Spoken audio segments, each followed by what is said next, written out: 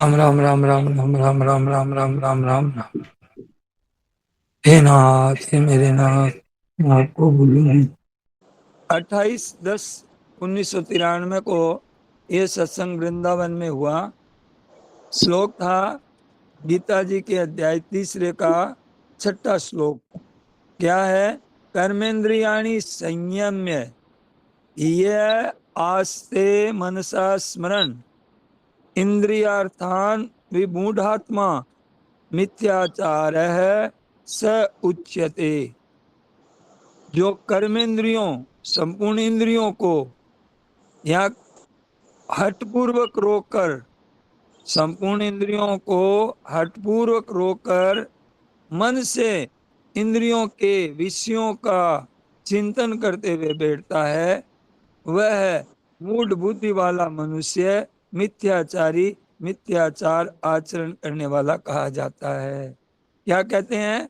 कर्मेंद्रियां, गीता जी के अंदर कर्मेंद्रियाणि संयम्य मिथ्याचार से उच्यते। यहाँ कर्मेंद्रियाणि पद का अभिप्राय क्या है कि 5 कर्मेंद्रियां है। कर्मेंद्रियां कौन कौन सी है? हम बात बोल रहे हैं ना, वाणी, ये कर्मेंद्रियां। हाथ, हाथ से काम करते हैं, ये कर्मेंद्रियां। पैर से चलते हैं और मल मूत्र का त्याग करते हैं, उपस्थ और गुदा। ये ही नहीं लिया है कर्मेंद्रियों में, ये 5 तो कर्मेंद्रियां है ही, प्रत्युत 5 ज्ञानेंद्रियां भी कर्मेंद्रियों में आ जाती है। 5 ज्ञानेंद्रियां भी कर्मेंद्रियों में आ जाती है। श्रोत्र, सुनना, त्वचा, नेत्र, जीभ, रसना और घ्राण, नाक, सूंघते हैं। तो ये 10 हो गई कर्मेंद्रियां। यानी कर्मेंद्रियां और ज्ञानेंद्रियां, ज्ञानेंद्रियां शब्द गीता में नहीं आया है।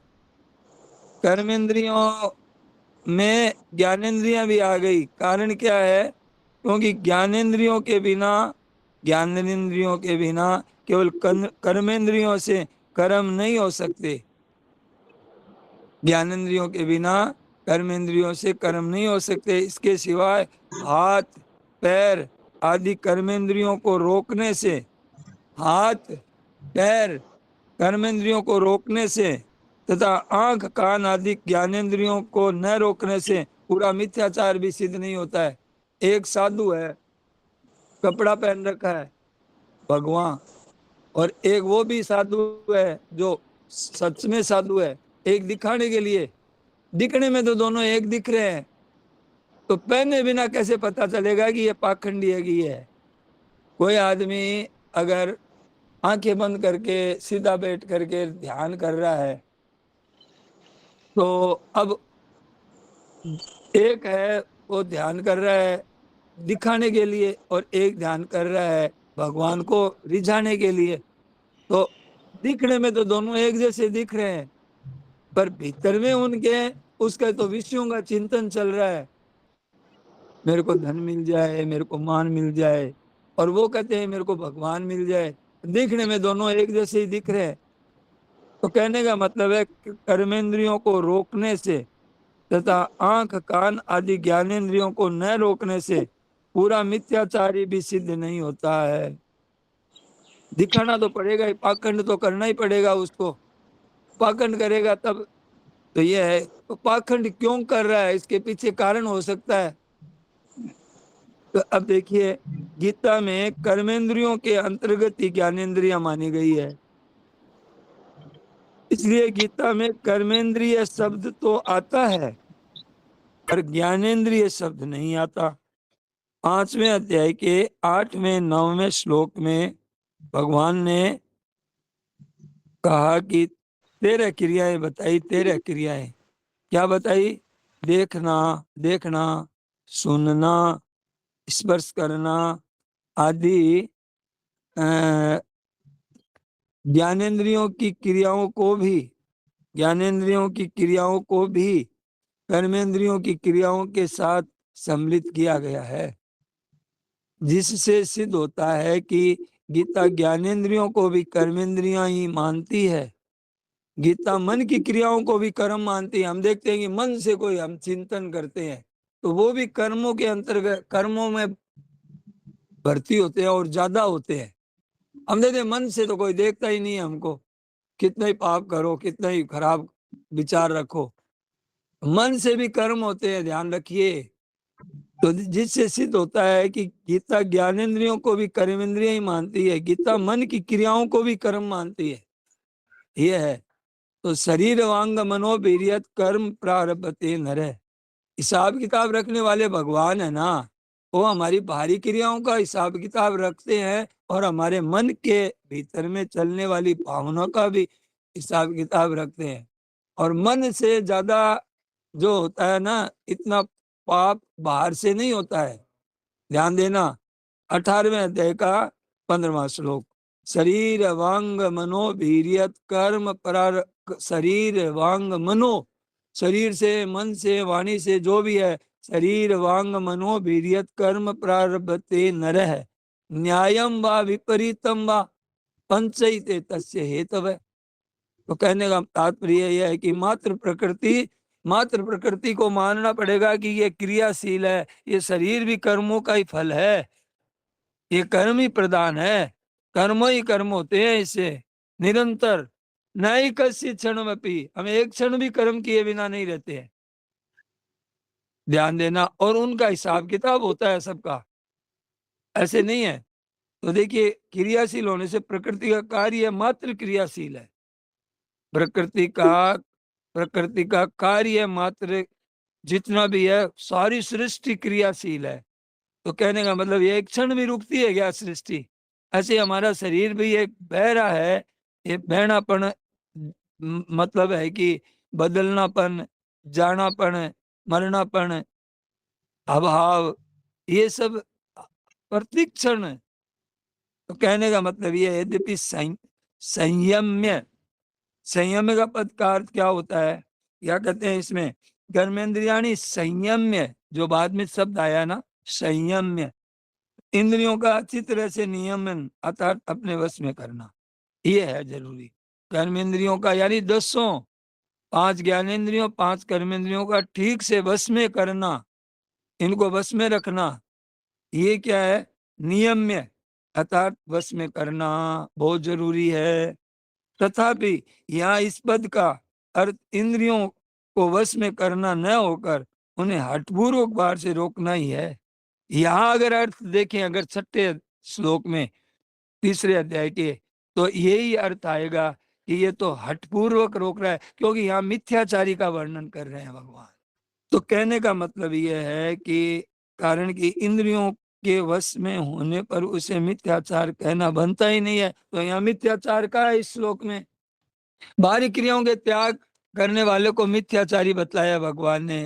क्रिया तो बाहर से तो एकदम त्याग कर दिया सब तरह से। तो ये कहने का,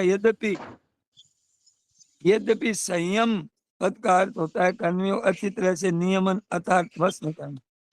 ये कह रहे हैं महाराज जी, ध्यान से सुनिए भाई, बहुत विशेष बात है कि संयम पद का अर्थ क्या होता है कि इंद्रियों को अच्छी तरह से नियमन। मूढ़ बुद्धि वाला कौन है? यहाँ मूढ़ बुद्धि का शब्द भी है, विमूढ़ आत्मा, मिथ्याचारी, ये शब्द आए हैं, मिथ्याचारी और मूढ़ बुद्धि वाला।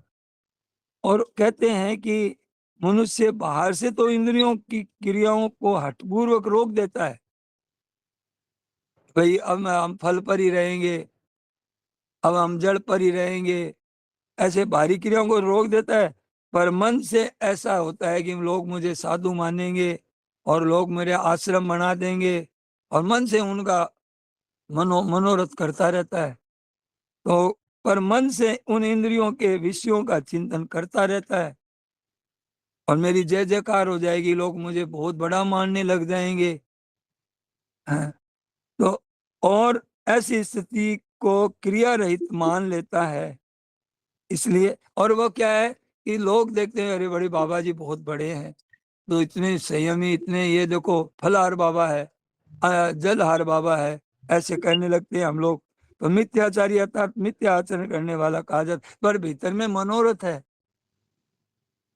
इतना चढ़ावा आ जाएगा, इतने लोग मेरे को मेरी बात सुनेंगे, बाद में मेरी बात सुनेंगे, मैं ऐसे कहूंगा तो यद्यपि उसमें इंद्रियों के विषयों को बाहर त्याग दिया है, विषयों को तो त्याग दिया है उसने, और ऐसा समझता है कि मैं कर्म नहीं करता हूं, तथापि ऐसी अवस्था में भी वह वस्तुतः कर्म रहित नहीं हुआ है।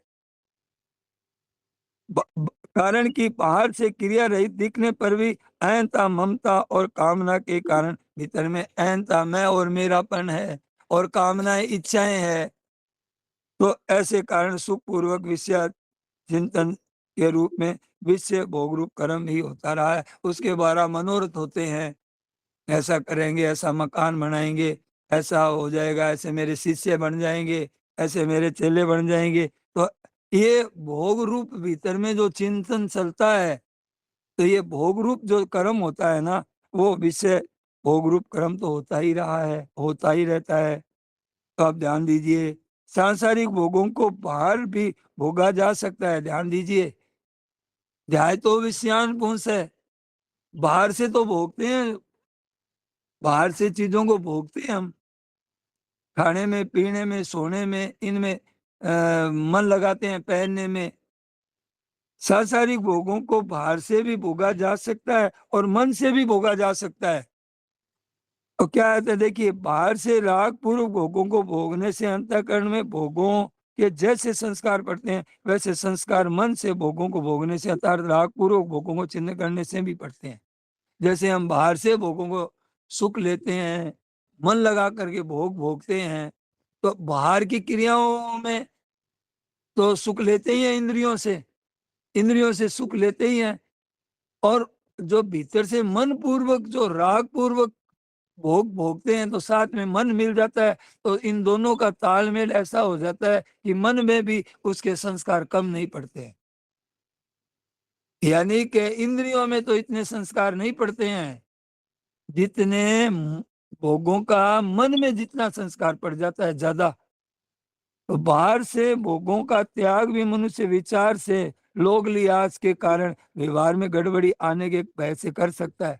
ये अब देखो कि अब तो मैं बुढ़ा हो गया हूँ, अब मैं तो अगर कोई की तरफ देखूंगा और भोगों का अगर मैं कोई भोग को कहूंगा या ऐसा कुछ गड़बड़ी करूंगा, तो लोग मेरे को क्या समझेंगे कि मैं बूढ़ा हो गया हूँ। पर मन बूढ़ा नहीं होता है, बूढ़े आदमी का मन जवान होता रहता है, और शरीर मरता बूढ़ा रहता है, मन में वैसे ही रहता है। पर मन से भोगों को भोगने में बाहर से कोई, जो मन से है ना, मन से बाहर से भोगों का त्याग तो मनुष्य विचार से, लोक लिहाज से और व्यवहार में गड़बड़ी आने से भय से भी कर सकता है कि कहीं गड़बड़ी हो गई तो मुझे सजा मिल जाएगी, लोग मुझे क्या कहेंगे। पर मन से भोगों को भोगने से बाहर से कोई बाधा नहीं आती है। फिर मन से कहते हैं, और मन से भोग बाहर के भोगों से कम नहीं होते हैं। बाहर के भोग भले ही मत मिलो, पर मन में इतना भोगों का होता है कि बस वो मन से ही भोग भोगता रहता है। तो बहुत प्रबल होते हैं जो भोगी आदमी होते हैं, वो ऐसा ज्यादा जानते हैं। हम लोग सत्संग करने वाले जानते तो हैं, इतना नहीं जानते हैं। अतः वह मन से भोगों को भोगता रहता है और मिथ्या अभिमान करता है कि मैं भोगों का त्यागी हूँ। हाँ, हमारे वो ऐसा ऐसी ढींग हाँकता है।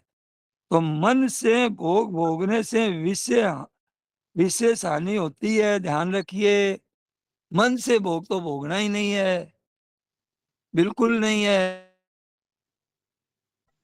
आसक्ति, कामना आदि रखते हुए केवल बाहर से कर्मों का त्याग करके अपने को क्रिया रहित मानता है, उसका आचरण मिथ्या है। तू अभी युद्ध करना तो छोड़ देगा, लेकिन तेरे मन में कितनी आएगी बातें युद्ध करने की, तो तू ऊपर से तो छोड़ दिया, तू मिथ्याचारी कहलाएगा। फिर तू मिथ्याचारी हुआ। तो भगवान उसको बचाने के लिए, अर्जुन को बचाने के लिए ये श्लोक लाते हैं, और हम लोगों को लाभ होता है। बुलाए तो अर्जुन के लिए, पर हम लोगों को कितना लाभ हुआ है। तात्पर्य क्या हुआ? तात्पर्य यह है कि साधक को कर्मों का स्वरूप से त्याग न करके, लेकिन विहित स्वरूप से त्याग नहीं करके उन्हें कामना आसक्ति रहित होकर सरलता पूर्वक करते रहना चाहिए। अब आपको विशेष बात इसमें बताई जाती है, जो हम लोगों ने अभी पढ़ा है इस श्लोक को, इसमें विशेष बात क्या है कि सांसारिक भोगों को बाहर से भी भोगा जा सकता है। सांसारिक भोगों को बाहर से भी भोग सकते हैं हम, और मन से भी भोग सकते हैं। बाहर से भोग भोगना और मन से उसके चिंतन रस सुख लेना, दोनों में कोई फर्क नहीं है। बाहर से राग पूर्वक भोग भोगने से जैसा संस्कार पड़ता है, वैसा ही संस्कार भोग मन से भोगों को भोगने से, अर्थात मन से भोगों के चिंतन से रस लेने से पड़ता है। कोई कर्मेंद्रिया नहीं है, ध्यान दीजिए, और मन से भोग रहे हैं बैठे बैठे ही। ऐसा मकान हो जाएगा, ऐसा मेरा नौकर हो जाएंगे, ऐसे मेरी वाह वाह हो जाएगी, ऐसा है ना मेरा, ऐसा मन लगाता है उसमें, और ऐसी पार्टी दूंगा, ऐसा करूंगा, लोग आएंगे देखेंगे, ऐसा मतलब, और ऐसे मेरे को भोग मिल जाएंगे, ऐसे मैं भोग भोगूंगा, ऐसा जो करता है ना भीतर में, तो भोगों की याद आने पर उसकी याद से रस लेते हैं। तो कई वर्ष बीतने पर भी वह भोग ज्यों का त्यों ताजा रहता है। भोग तो भोगा 20 वर्ष पहले, और जो ही उसका चिंतन आया त्यों ही बस उसी में मन लग गया। अब रोता है, बूढ़ा हो जाता है आदमी, मैं ऐसे भागता था, ऐसे चलता था, ऐसे लोग मुझे पूछते थे, मैं लोगों को ऐसे बताता था, ऐसे मेरे में हुनर थे, ऐसे मेरे में योग्यता थी। अब उनको याद करके मन से अपने को ताजा कर लेता है उन बातों को, तो बना रहता है। अतः भोग के चिंतन से भी एक नया भोग बनता है। हम भोग का अभी चिंतन किया, 20 वर्ष पहले का भोग, और अब चिंतन किया, और अब चिंतन करने से हमारा मन लग गया। हमारा मन लग गया तो यहाँ नया एक भोग बन गया। फिर आगे जाके वो और सताएगा हमको, फिर उसकी याद आएगी, भीतर में याद आएगी। इतना ही नहीं, मन से भोगों के चिंतन का सुख लेने से विशेष हानि होती है। कारण कि लोक लिहाज से, व्यवहार से गड़बड़ी आने के भय से मनुष्य बाहर से तो भोगों का त्याग कर सकता है, पर मन से भोग भोगने में बाहर से कोई बाधा नहीं आती। अतः मन से भोग भोगने का विशेष अवसर मिलता है। इसलिए मन से भोग भोगना साधक के लिए बहुत नुकसान करने वाली चीज है। वास्तव में मन से भोगों का त्याग ही वास्तविक त्याग है। गीता के, अगर इस श्लोक को अगर आपको ठीक से समझना है, तो आप जो गीता जी के दूसरे अध्याय का 64वां श्लोक पढ़िए। 64वें श्लोक में क्या है? राग द्वेष वियुक्तस्तु विषयान इंद्रिय चरण आत्मवश्चैर्विधेयात्मा प्रसादे मधिगच्छति, और प्रसादे सर्व दुखानाम। तो ये बात कहते हैं कि कर्मेंद्रियाणि संयम्य, तो कर्मेंद्रिय और ज्ञानेन्द्रिय गीता में दो नहीं है। गीता में सभी कर्मेंद्रियां हैं। इसी जगह कर्मेंद्रिय ज्ञानेन्द्रिय का विभाग है, और विभाग होते हुए भी दूसरी जगह विभाग किया है, और ग्रंथों में किया है इसका विभाग, लेकिन गीता में विभाग नहीं किया है। सभी कर्मेंद्रिया ही मानता है। देखना सुनना ये कर्मेंद्रिया ही है, क्योंकि ये मात्र सब कर्म है। पश्यन श्रृण्वन स्पृशन जिघ्रन स्नान गच्छन स्वपन स्पृशन प्रलपन विसर्जन गृहण उन्मिशन, ये सब क्रियाएं 13 क्रियाएं ही है। 5वें अध्याय का 8वां श्लोक, ये सब क्रियाएं हैं। क्रिया होते हुए इस वास्ते कर्मेंद्रिया, इस वास्ते कर्मेंद्रिया ही है। गीता का सिद्धांत देखिए, गीता का सिद्धांत यही है, कर्मेंद्रियाणि संयम है। मानो 10 इंद्रियों को संयम करके, 10 इंद्रियां आपको बताई, श्रोत, त्वचा, नेत्र, मन और प्राण, वाक, पानी, पाद, वस्त्र, बुधा, तो ऐसे ये 5 बताए। तो 10 इंद्रियों का संयम करके अब अपने मन के मुताबिक अपने स्मरण कर बैठा है। मन के राम मुताबिक राम। स्मरण कर। हाँ बोलिए। प्रभु जी, एक प्रश्न है, मानस में आया है कि कलयुग में एक पुनीत प्रतापा, मानस पुण्य हो ही नहीं पापा। हाँ हाँ हाँ, ठीक है। तो उसमें पाप नहीं आता। हाँ, लेकिन सुनिए, कब नहीं लगता है? कब नहीं लगता है? जब आप चाहते नहीं है, और उस मन में भोगों में राग पूर्वक उसमें रमण नहीं करते हैं, तब पाप नहीं लगता है। अब आप उसके मन के भोगों में आप रमण करोगे, लगोगे, तो पाप लगेगा ही। ब्रह्मा जी नहीं रोक सकते, चाहे मानस में लिखा हो चाहे गीता में लिखा हो। गीता में लिखा है साफ साफ कि मन मतलब है कि शरीर वांग मनोवीर्यत मनोवीर्यत कर्म प्रारभते नर न्यायम व विपरीतम व पंचैते हेतु। आप 18वें अध्याय का 15वां श्लोक पढ़ लो। तो कब नहीं लगता है? जब इसके मन के साथ में हम रखते नहीं, हम इसके साथ में मन के साथ में मिलते नहीं है। ये बात है। समझ गए कि नहीं समझे? नहीं समझे तो बोलिए फटाफट। ठीक है जी, ठीक है प्रभु जी, ठीक है जी। हाँ, नहीं ठीक है। समझ आए तो फिर करिए प्रश्न। प्रश्न क्लियर करना चाहिए। राम नारायण नारायण। तो आगे मान देखिए। हाँ राम राम मन साहब, से राम राम। हाँ राम राम साहब, ये हाँ, मन के बोलो। साथ मिलना क्या होता है? मन के साथ मन के मिलना। साथ हम खुद मिल जाते हैं और उसमें रस लेने लग जाते हैं। अब क्या करें, रोना आता है फिर रस नहीं लेते हैं। तो देखो हमारा मन तो ऐसा है, हम तो चाहते हैं इधर में भगवान की तरफ चलना चाहते हैं, और ये मन हमारे को बड़ा इधर बार बार में ले जा रहा है। तो आपको वो पाप नहीं लगेगा। आपकी नीयत देखते हैं भगवान, मन की तरफ नहीं देखेंगे। सावधान रहना चाहिए। और बोलो, हो गया समस्या हल? बोलिए। आ गई समझ में, ये मन से आ गई समझ में। ठीक मन से है। किया हुआ पाप लगता है क्या? मन से मन किया से हुआ किया हुआ पाप हो पाप जो तो कल 100% लगता है मन से पाप, और ज्यादा लगता है। बाहर की क्रियाओं का इतना पाप नहीं लगता है।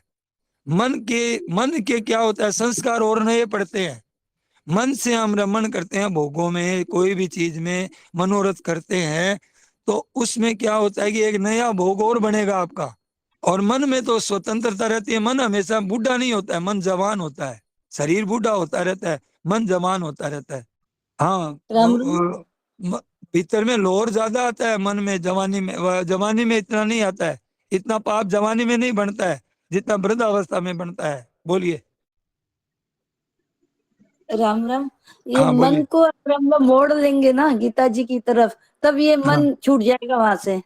बस बताए, आगे बताए, आपकी बात आगे बताई महाराज जी ने। तो देखिए, तो देखिए कहते हैं कि विमूढ़ आत्मा का है। विमूढ़ आत्मा क्यों का है? कि इंद्रियों का विषयों का चिंतन करता है, तो उसका विमूढ़ आत्मा का है।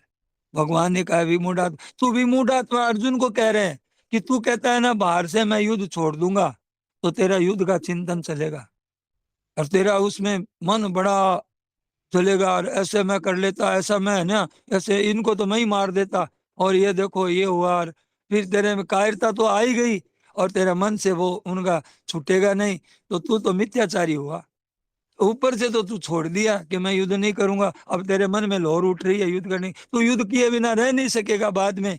पर अभी तू मेरी बात तो रख।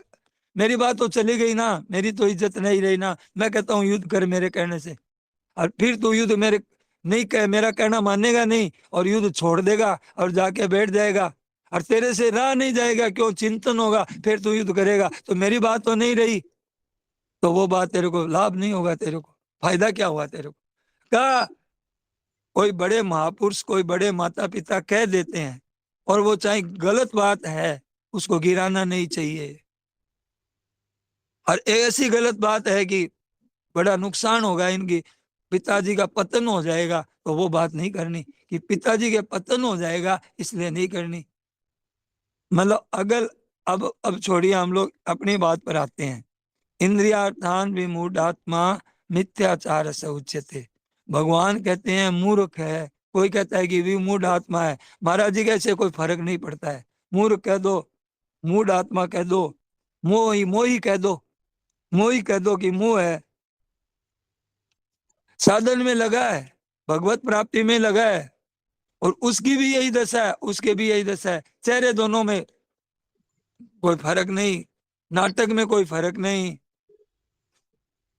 कर्मेंद्रियों का संयम करके विषयों का चिंतन करता है, ऐसी अवस्था उस मिथ्याचारी की भी है, और वो साधक की भी ऐसी मतलब स्थिति है। क्योंकि अभी पूरा कब्जा हुआ नहीं, उसके साधक के भी कब्जा हुआ नहीं इंद्रियों पर। परंतु एक नहीं है, दो है, एक अवस्था होते हुए भी मन को बस में करना चाहता है, परमात्मा में लगाना चाहता है बेचारा, पर लगता नहीं, क्या करे, भागता है मन, इधर उधर दौड़ता है। तो लगाना, और एक लगाना नहीं चाहता है, उल्टा उसमें रस ले रहा है मन से, और बंद करके आंखें बैठा है।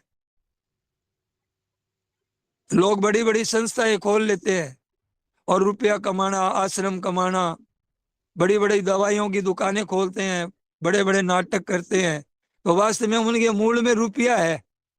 चाहे कोई वामदेव जी हो, चाहे नामदेव जी हो, आजकल बहुत सारे ऐसे हैं। तो ऐसे उनका ध्येय है कि बड़े बड़े हमारे आश्रम बन जाए, बड़े बड़ी स्कूलें बन जाए, बड़ा बड़ा हमारा नाम हो जाए। तो वास्तव में ये कितना योगा करो, चाहे ये करो, भीतर में उनके भोगा की रहती है। तो ये देखिए, कर्मेंद्रियाणी विषयों का स्मरण करता है, लोग देखेंगे बाबा जी कितने अच्छे हैं, और बाबा जी धीरे से आंख खोल के देखते हैं कितने का आदमी आ गए, कितने के सुन रहे हैं हमारी बातें, कितने का है इसमें, ऑनलाइन में कितने हैं, उधर में कितने सुनते हैं। बाबा जी आंख खोल करके धीरे धीरे देखते हैं। तो अब ये बात है, अब बच्चा पढ़ता है ना, तो कोई आता है ना, तब वो पढ़ने बैठ जाता है। तो वो देखते कि पढ़ रहा है बच्चा, पढ़ रहा है क्या है, तो मिथ्याचारी है वो। ऐसे ही ऐसा समझ कर बैठ जाएंगे तो मिथ्याचारी ही है। और वो बेचारा एक साधक है, उसको भी बार बार में उठा पटक मचती है भीतर में, मन में, उसकी भी ऐसी अवस्था है। दोनों की अवस्था समान दिखती है दिखने से, बाहर से। उसकी बेचारे की इंद्रियां बस में नहीं है। मन का स्मरण संसार का होता है करता हुआ भी, और एक स्मरण करता हुआ बैठा है तो वैसे मिथ्याचारी है, करता हुआ बैठा है। और मन से स्मरण होता है वो करना चाहता नहीं, परंतु स्मरण होता है, परंतु जो विषयों का चिंतन करता है वो साधक नहीं है। और विषयों का चिंतन करना चाहता नहीं, और विषयों का चिंतन होता है, मन से हटाता है, फिर विषयों का चिंतन होता है, फिर हटाता है, फिर हटाता है, फिर ऐसे करके। और तो ऐसे अवस्था में दोनों की अवस्था अलग अलग है। जिसका भाव परमात्मा प्राप्ति का है, साधन करने का है, वो भाव दोनों की एक दशा नहीं होती है। वो मिथ्याचारी नहीं है, वो पाखंडी नहीं है, वो किसी तो कारण से ऐसा मिथ्याचारी करने वाला, वो उसको भी मूढ़ आत्मा कहा है, तो वो मूर्ख कहा जाता है। ये मुख्य ध्येय हो गया उसका। उसका ध्येय अलग है, उसका ध्येय अलग है। सफाई लंठ राज है, मूर्ख है। तो चाहे लंठ कहो, चाहे मिथ्याचारी कहो, चाहे कौन सा कुछ भी लो, जिसका परमात्मा का ध्येय नहीं बना है और ध्येय भगवान का बन गया है, अवस्था दोनों की एक जैसी है, वो बेचारा सुधार करना चाहता है, क्योंकि सम्यक व्यवसितो इस है, उसने निश्चय पक्का कर लिया, उसका एक ध्येय बन गया, इसको परमात्मा की प्राप्ति करना है। तो उनके द्वारा विषयों का चिंतन होता है, करता नहीं, करता नहीं, तो वो फंसेगा नहीं, वो दोषी नहीं है। वो कैसे फंसेगा? जाने दो, जाने दो। आपका ध्येय क्या है? आपका ध्येय क्या है? आपका ध्येय क्या है? ये बात देखो आप, कि मेरा ध्येय लोगों को दिखाना है, कि लोगों को महात्मा बनाना, बताना है कि मैं महात्मा हूं, मैं साधक हूं बहुत बड़ा, तो नहीं है। तो आपको मन कितना ही मन कोई मन क्या है कि हमारा मन थोड़ी, हम मन जा रहा है, आप थोड़ी जा रहे हैं। आप तो का ध्येय है, आपने तो निश्चय पक्का कर लिया कि मुझे इसी जन्म में भगवत प्राप्ति करनी है। अब चाहे मन कितना ही कैसा ही करो, जीवन भर करता रहो, करता रहे, आपने उसका हमारा हमारा ध्येय नहीं है। नहीं, दुख दुख दुख तो होता ही है साधक को, दुख होता है। तो वो दुख क्यों होता है? कि उसका निश्चय पक्का है। हाँ, और अमर नहीं करना चाहता है। अब होता है तो दोषी नहीं है, वो बिल्कुल नहीं है दोषी, उसको पाप भी नहीं लगेगा। जैसे कहा राम ने, मानस पुण्य हो ही नहीं पापा, पुण्य तो होगा मानस और पाप नहीं होगा। पुण्य भी कौन सा, पुण्य भी कौन सा, ये नहीं कि मैंने देखो इतना दान दे के आया हूं मैं, इतने गरीबों को कम्बल बांट के आया हूँ, मैंने पुण्य करेगा। इसका ये पुण्य नहीं होगा। पुण्य किस बात का होगा कि सब सुखी हो जाए, सबका कल्याण हो जाए, सबकी किसी की दुर्गति न हो, सब धनी हो जाए, सबके आनंद ही आनंद हो जाए, इस बात का पुण्य होगा उसको। ऐसा नहीं होगा मैंने इतना दान किया है, मैंने लोग देखो आज मेरे पुण्य का, मैंने इतना ये बड़ा अस्पताल बनाया है, मैंने स्कूल बनाई है, आश्रम बनाया है, लोगों का ऐसे सत्संग हॉल बनाया है, ऐसे नहीं होगा। ऐसे मैंने आयोजन किया है। हाँ तो वह वाह चाहता है तो उसको पुण्य नहीं होगा। वो पुण्य होगा तो नाश हो जाएगा, वो तो जन्म मरण का ही कारण है। हाँ? मन टिको ना टिको, मन की परवाह मत करो, थारो ध्येय की है। और देखो संसार की जाति की चीज ही संसार में जा रही है, है कौन जा रहा थे? तो भगवान की चाहो, भगवान की प्राप्ति करनी चाहो, नहीं तो सत्संग में क्यों फोड़ा देखता आने का। वाह बात और कटी भी मिल जाती, और जगह घनी है, पर अटे कोई वाह बात तो कोई करे को नहीं। अटे तो कह निकले खाली करो खाली करो खाली करो है। अरे तो वाह वाह तो कोई कह रहे को नहीं। अरे कोई सुविधा है को नहीं, ठंडी है, गंगा जी भी नहा तो ठंडी लागे है तो नहाना रन कौन लागे। तो ऐसे देखो, तो अब अटे तो कोई वाह वाह तो नहीं, पर आवा क्यों अटे?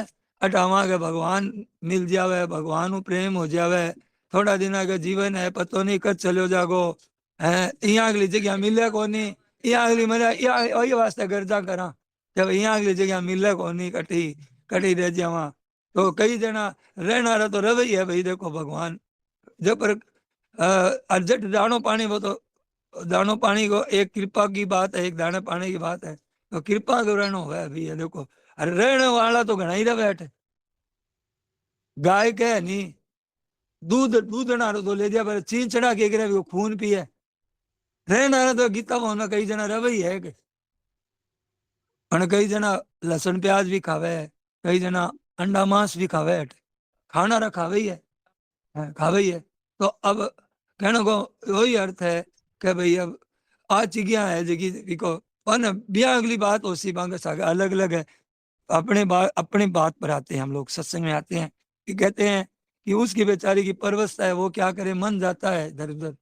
महाराज जी कहो एक कोई 60-70 वर्ष की लुगाई, नहीं महाराज जी का मेरा मन कौन लागो, महाराज जी मैंने बरसा हो गया सत्संग करता ने, मेरा मन टिक्का को नहीं होता है। महाराज जी का फालतू बात मत करया कर तेरे मन है ही को नहीं, तो अलग चीज है, तू अलग चीज है, तू लागे नहीं रहा भगवान में। हाँ बल हाँ अरे घनी लुगाया 60-70 वर्ष की घनी होगी, बन 28 को नहीं मन किए हुआ है, मन 28 को नहीं मन किए हुआ है। अरे तन ठा तो पड़ गया कि मन जा रही है, मन 28 कौन पड़े, मन जा रही है कौन जा रही हो, तो एकदम रमेडी है बांग माई नहीं। तो देखिए अपने इंद्रियों पर मन पर अपना इतना अधिकार नहीं हुआ अभी, पर वो बेचारा रोकने साधक चाहता है।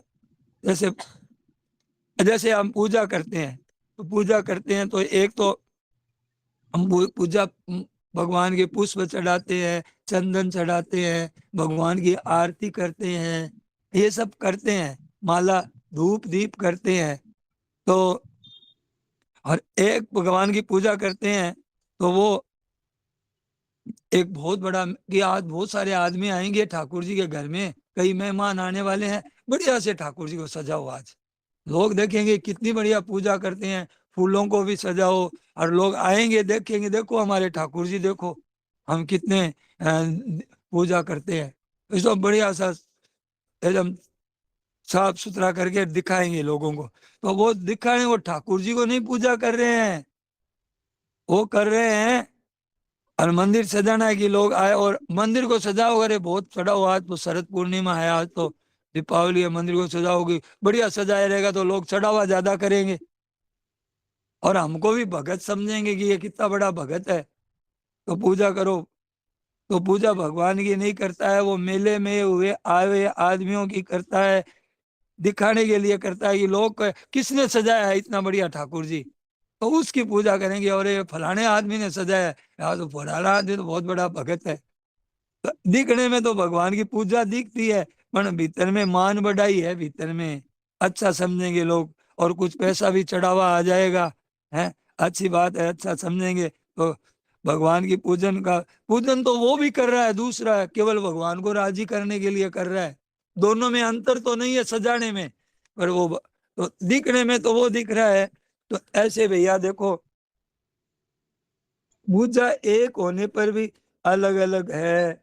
नियत क्या देखते हैं भगवान? नियत देखते हैं, हमारी नियत क्या है। हमारे गीता भवन रहने के मिले ना मिले, पर हमारी नियत देखते हैं भगवान भीतर में। और भगवान हमारे प्रेम बढ़ाने के लिए कई तरह की क्रियाएं करते रहते हैं कि हमारा कितना प्रेम है।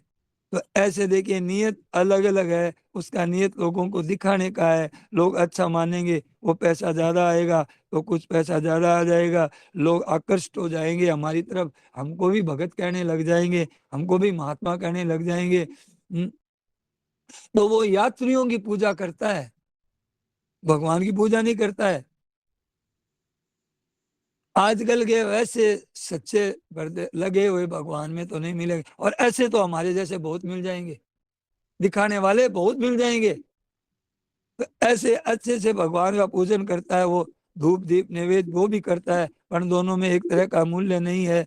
दिखने में एक तरह ही दिखता है। इसी तरह से मन से विश्व का चिंतन होता है, एक विश्व का चिंतन करता है, तो दोनों की अवस्था एक सी है, परंतु मतलब भीतर में एक नहीं है। ध्येय उसका क्या है, उसका ध्येय क्या है? तो उसका ध्येय क्या है? सम्यक व्यवस्थित। तो इसे कई बार कहा ये श्लोक, एक निश्चय कर लिया है कि मुझे तो भगवत प्राप्ति ही करना है, चाहे कुछ भी कहो कोई लोग। और जो भोग और ऐश्वर्य है उसके लिए भी श्लोक बताया भगवान ने। भोग ऐश्वर्य प्रसक्ता नाम तया पृथ्य शाम, उसमें उसके भोगों का ही भगवान चिंतन होता रहता है। तो ऐसा साधक एक वर्ती होने पर ही दोनों में दशा एक है उसकी सम्यक। और वो क्षिप्रम भवती धर्मात्मा, देख लेना थोड़े दिनों में वो चमकने लग जाएगा उसकी जिंदगानी, चमक उठे जिंदगानी, सुन मन उन संतों की वाणी, धर्मात्मा हो जाएगा क्षिप्रम जल्दी। और एक डर्रे से ही कर रहा है, डर्रा ही पकड़ लिया, और डर्रा पकड़ लिया दिखाने का, तो यूं कर लो अपनी अच्छी बात। तो ये वो तामसी वर्ती है। दिखने में तो बहुत पूजा पाठ शुद्ध एकदम ऐसे दिख रहा है, ठाट बाट, वाह वाह, एकदम इत्र से सुगंध आ रही है, बाबा जी के बहुत बढ़िया बड़े शिष्य बैठे हैं, वाह वाह हो रही है, पर बात वास्तव में तामसी वर्ती है। आजकल जो टीवी में दिखाते हैं तरह तरह की, लोगों को दुनिया उसके पीछे हो रही है, वास्तव में उनकी तामसी वर्ती है। दिखने में तरह तरह के दिखते हैं। हमारी भारतीय संस्कृति क्या है, धर्म क्या है, ये सब नहीं बताते। त्याग क्या है? गाना बजाना करते हैं, नाचना गाना करते हैं, नाचते हैं बस। नचनची और बुलबुली दो चल रही है आजकल। बोलने की एक खूब आदत मेरी तरह, और एक नाचना, ऐसे नाचना, लुगाया नाचती है, वो नाचती है, उसको ही मानते हैं भगत। हाँ, बहुत बड़े कथाकार हैं, इनमें बहुत ज्यादा जिस कथाकार में ज्यादा नाचते हैं वो बहुत बड़ा है कि फलाना है। बस दिखाते हैं तरह तरह के वेश, तरह तरह की वीडियो बनाते हैं, शूटिंग करते हैं, तरह तरह के स्नान करते हैं। तो मैंने देखा है बड़े बड़े यहाँ आते हैं, पराये जितने आते हैं सब शूटिंग करते हैं, यहाँ वीडियो लेते हैं, स्नान करते हुए अपना दिखाते हैं ऐसा। तो ये क्या है? ये घोर पाखंड है। लगता है कलयुग में, कलयुग ने का राज है, तो कलयुग में वो अच्छे समझे जाते हैं, और हमारे को भी विश्वास हो जाता है कि ये बड़े महात्मा है, है चमक दमक में दिखाने में, और हम लोग भोले भाले आदमी फंस जाते हैं। तो कहते हैं कि ये महाराज जी की सत्संग में तो सीधा कहते हैं, पहले पहले क्या, अरे थे मरोगा मरोगा, उठता ही 5 बजे ही महाराज जी की प्रवचन में, अरे थे मरोगा, अरे थे मर रहा हो रहे है। आ बात वो कौन कहे, वे कहीं बगा ग्राहक भाग जावे। तो ऐसे देखिए कि दमयंती वाला कर्कट कश्य सुनाइए ना, हाँ, कलयुग से बचाव का। तो कलयुग से ये बोल रहे हैं कि कलयुग से बचाव का क्या रास्ता है। तो कर्कोटकस्य नागस्य दमयंतया नलस्य च ऋतुपर्णस्य राजर्षि कीर्तनम कलिनाशनम, इनका कीर्तन करो, राजा नल दमयंती को याद करो। हाँ, तो इनको याद करने से कलयुग नहीं आता है। तो अब कहते हैं कि पूजा कर लो, यूं कर लो, यूं हो जाएगा, भगवान की चाहते हैं।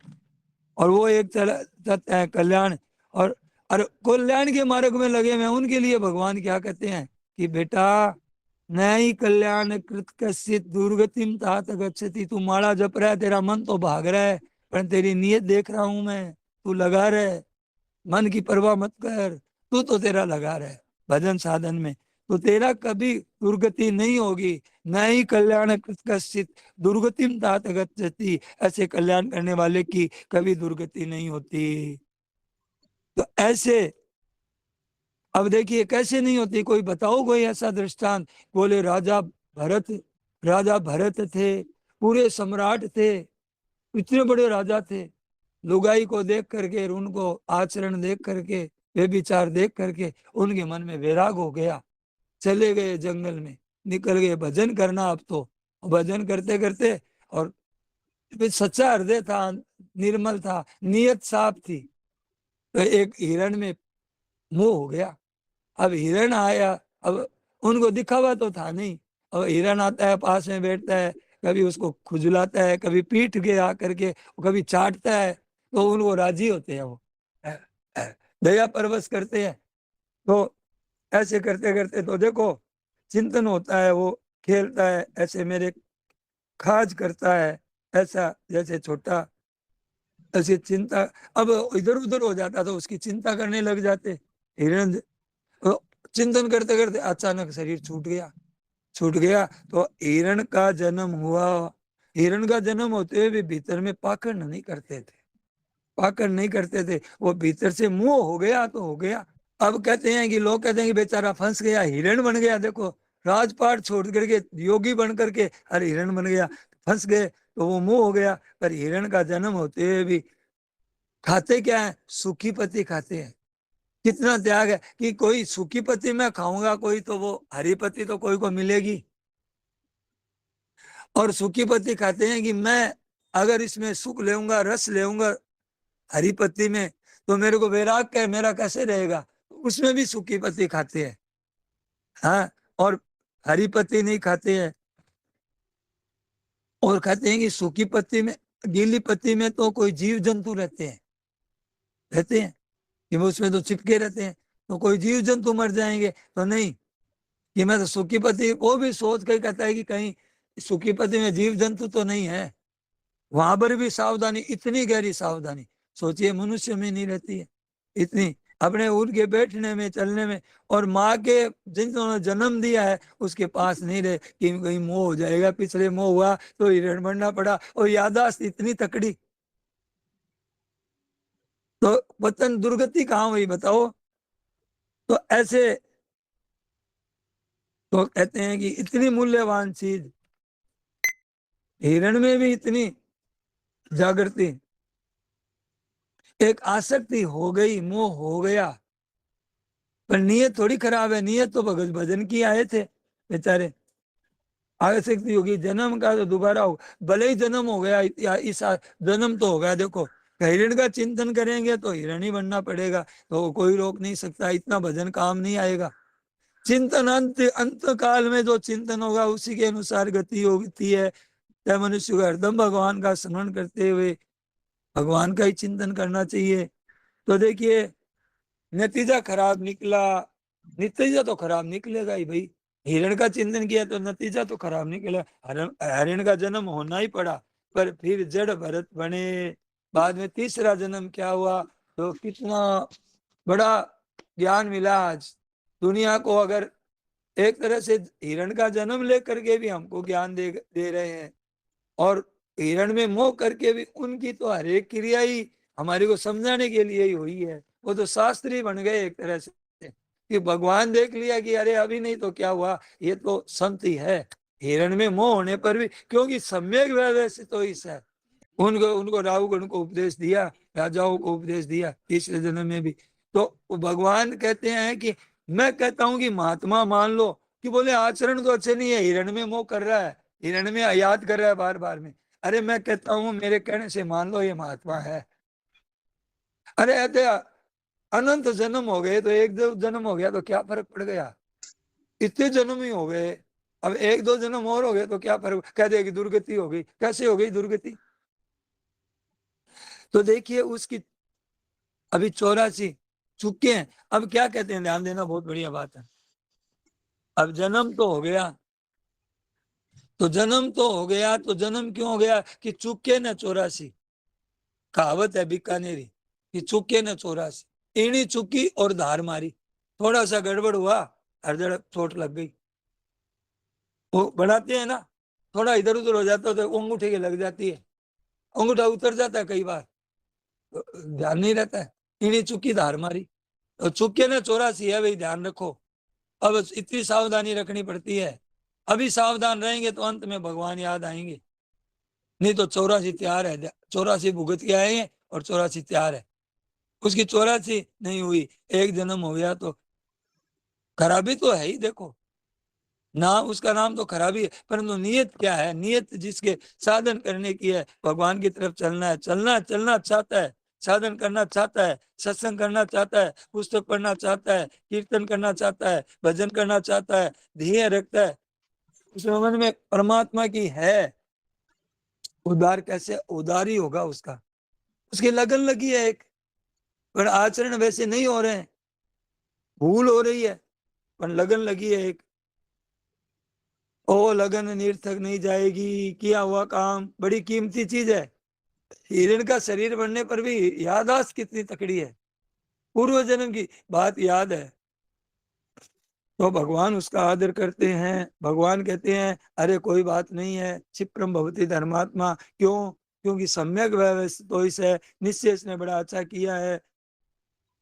अब कमी तो देखो मान लेंगे हम, भरत, हाँ, फिर भरत का जन्म हो गया, हिरण का जन्म हो गया, हिरण भी दुर्गति नहीं हुई। हिरण में ऐसी सावधानी कि हर एक मनुष्य में सावधान नहीं रहता है, जिस हिरणी को जन्मा उस हिरणी का साथ नहीं रहा, देखो कितनी बड़ी बात है। मेरा मोह हो जाएगा इस वास्ते वो अलग रहा, ऐसी सावधानी, तो वो तो दृश्य हुआ ही है कभी, वो हिरणी भी हुई है, और समय था एक। हम लोग मन से तो अब ध्यान रख सकते हैं, मनुष्य में नहीं रहती है तो दुर्गति कहाँ हुई। और ये बातें विवेचन कौन कर रहा है कि वो हिरण बना, वो फिर बना, तो ये उन्हीं का लिखा हुआ है, ऐसी ऐसी ग्रंथ है, सत्य घटनाएं है। तो देखिए कहते हैं कि परमात्मा की तरफ दुर्गति कभी नहीं होती, नहीं कल्याण कृत कश्चित, जो भगवान की तरफ चलता है तो दुर्गति। हिरण बनने पर भी मोह के परिणाम निकला, पर उसकी दुर्गति नहीं हुई। तो अपना उद्देश्य लक्ष्य वो परमात्मा का, वो सर्वश्रेष्ठ। तो साधक को ये लक्ष्य दृढ़ता रखनी चाहिए, गलती का त्याग करना चाहिए, उद्देश्य कल्याण करने का हो जाए। अलग अलग होने से नतीजा एक नहीं, नतीजा तो अलग अलग होगा। अब कई सत्संग करते हैं, आ गए चले गए, और कई बेपरवाह रहते हैं। कई सत्संग करते हैं, वो चिपक जाते हैं महाराज जी की वाणी के कि अरे तो, हर कई है बेपरवाह रहते हैं, मतलब ही नहीं, क्या बोले महाराज जी, क्या कहा, इस पर विचार करें, समझें, जीवन कैसे बने हमारा, ऐसा पवित्र जीवन बन जाए। ऐसे यूं ही छोड़ देंगे महाराज जी, फिर ये जीवन किस लिए? इसीलिए तो मिला है, सत्संग सुनने के लिए। अपना अब काम धंधे में लग गए, उधर लग गए, या मेरा है वो मेरा जरूरी है। महाराज जी कहते हैं यहाँ से जाते थे लोग सत्संग छोड़ करके, तो हम उनको सूरवीर कहते थे कि कितने बड़े सूरवीर है ये, उस ऐसी अपने कल्याण की बातें छोड़ देगा। अब महाराज जी कहाँ है? अब उनको धोखा होता है कि हम ऐसे कोई काम नहीं था हमारा जरूरी, हम तो यूं ही चले जाते थे छोड़ छोड़ करके। तो ऐसे ऐसी आप काम में अपना उद्धार, ऐसे जिनके लगन है, लगन वाला और एक, दोनों की अवस्था अलग अलग है, तो भाव में फर्क है। एक ठाकुर जी का पूजन करता है, एक दिखावा करता है। तो आज मेले में इतने आदमी आवेंगे, आज सजा दो मेले को, ऐसे पुष्प चढ़ाओ, ऐसे पूजन करो, ऐसे ध्यान लगाओ, ऐसे जनता, अलग अलग नतीजा अलग अलग है। एक स्वयं करता है तो भगवान में लगा है, पर भगवान का संसार का चिंतन होता है, लगा तो भगवान में है, नियत उसकी ठीक है, खराब नहीं है, फिर तो विस्मृति। तो एक आदमी उगता जाता है। एक बात महाराज जी ने कही कि 60-65 वर्ष पहले की बात है कि मैं जंगल में ही रहता था, महाराज जी कहते हैं, तो वहां जंगल में एक साधु भी रहते थे, तो मेरे आगे आगे रोने लग गए कि महाराज जी मैं साधन भजन करता हूँ, पर मेरे मन में इतनी उठा उठा पटंग बातें आती है, उठा उठा करके, वहां की कहाँ बातें याद है, मेरा कोई संबंध ही नहीं है उन बातों से। तो महाराज जी वो रोने लगे। अब उनके विषयों का चिंतन तो उनमें तो महाराज जी ने कहा तेरे को दुख हो रहा है और तू चिंतन करना नहीं चाहता है, तो महाराज जी ने कहा तेरा छूट जाएगा, दुख छुड़ा देगा। एक सिद्धांत की बात है कि देखिए हम करना चाहते हैं तो वो हो जाएगा, और जो हम नहीं करना चाहते नहीं होगा। सच्ची बात यही है, हमारी नीयत है। जिसका आप त्याग करना चाहते हो वो त्याग हो जाएगा, हो जाएगा, हो जाएगा। अब आप त्याग करना चाहते ही नहीं तो अब कैसे हो जाएगा? राग पुरुष का त्याग कैसे? राग भीतर में है, राग छोड़ना चाहते नहीं, नतीजा अलग अलग है। एक की नीयत ठीक है, एक की गलती है। तो ऐसे इस तरह दिखता है तो साधक नहीं है वो तो साधक नहीं है। दिखता तो एक जैसा ही है, दोनों कपड़े भी एक जैसे हैं। वो साधु बना है कि गृहस्थ में रहते हुए मेरा भजन साधन नहीं हो रहा है तो मैं साधु हो जाऊंगा, तो मेरा बढ़िया साधन भजन होगा, क्यों ना मैं चपड़े में पढ़ूं। तो वो चपड़े में पढ़ के छोड़ के छाड़ के निकल जाता है, बढ़िया साधन करता है। और एक क्या है कि साधु तो बन गया कि जाएंगे तो कोई लोग खूब बढ़िया मौज से रहेंगे, खाना पीना भी बनाना नहीं पड़ेगा, काम धंधा भी करना नहीं पड़ेगा, और बैठे बैठे रोटी मिल जाएगी, आश्रम भी बन जाएगा, लोग मानने लग जाएंगे, साधु बनेंगे, और भोग तो वहीं मिल जाएंगे।